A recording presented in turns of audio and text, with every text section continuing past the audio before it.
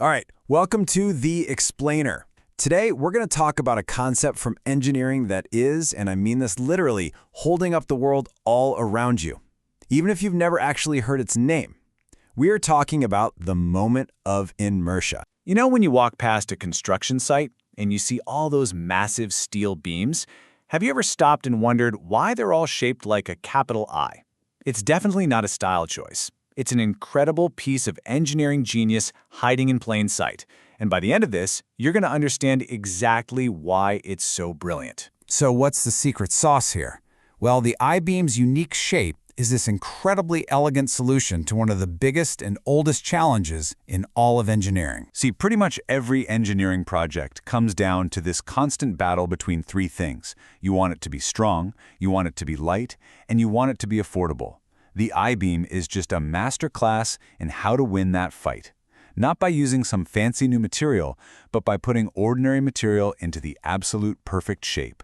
And the secret to that shape has a pretty formal-sounding name. And that secret, that special property that makes the I-beam work, is called the moment of inertia. Now, I know it sounds a little intimidating, but the idea behind it is just incredibly powerful. So what is it really? Well, to put it simply, the moment of inertia is just a number. It's a score that tells you how good a shape is at resisting being bent. That's it. A shape with a high moment of inertia is really rigid. It's tough to bend. One with a low value is flimsy.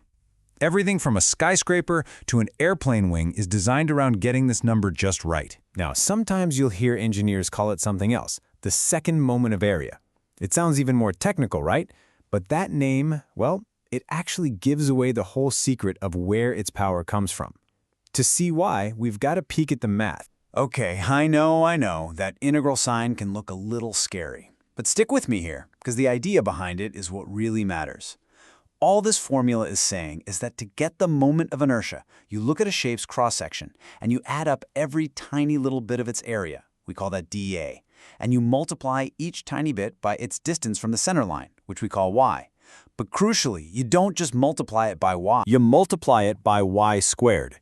That right there is the entire secret. It's the whole magic trick. Because of that little squared symbol, a piece of material's distance from the center is exponentially more important than the amount of material itself.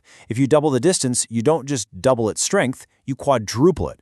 And that insight changes absolutely everything about how we design things. So, this is where things get really clever. As soon as engineers figured out this distance squared rule, they could start designing shapes that were ridiculously strong without having to be ridiculously heavy or expensive. So let's bring it back to our I-beam. Why that shape? Well, because engineers are exploiting that y-squared rule.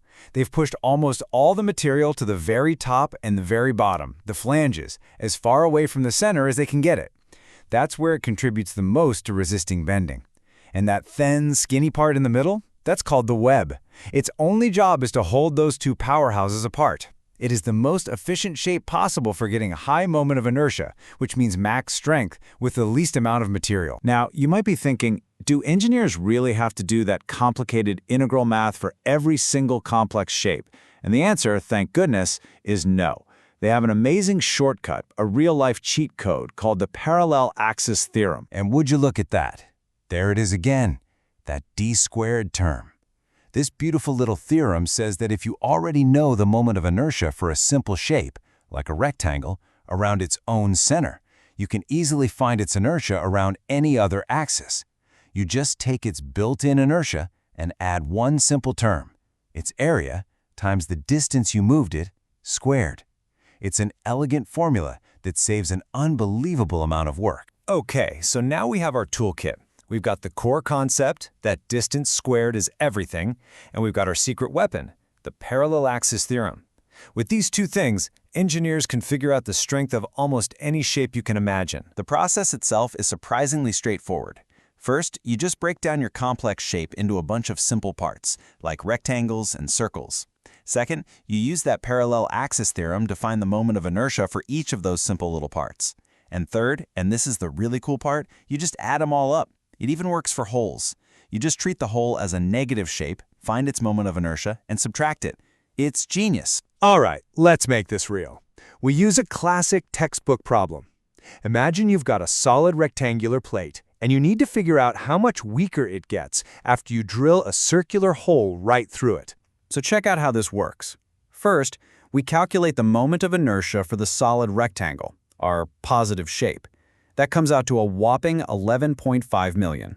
Next, we calculate the moment of inertia for the circular hole we're cutting out, treating it as a negative area. That's about 11.4 million.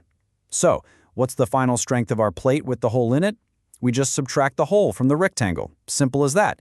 We get a total of about 101 million. So, okay, that's a lot of math in theory. But why does any of this matter? Why should you care? Well, because calculating the moment of inertia isn't just some boring textbook exercise. It is literally how we build the modern world. A high moment of inertia, that's not just a big number. It's the key to stronger skyscrapers and bridges that can cross huge gaps. It lets us build airplane wings that are incredibly strong but also light, which makes them more fuel efficient. It creates stability in things that spin really fast, like flywheels and engines.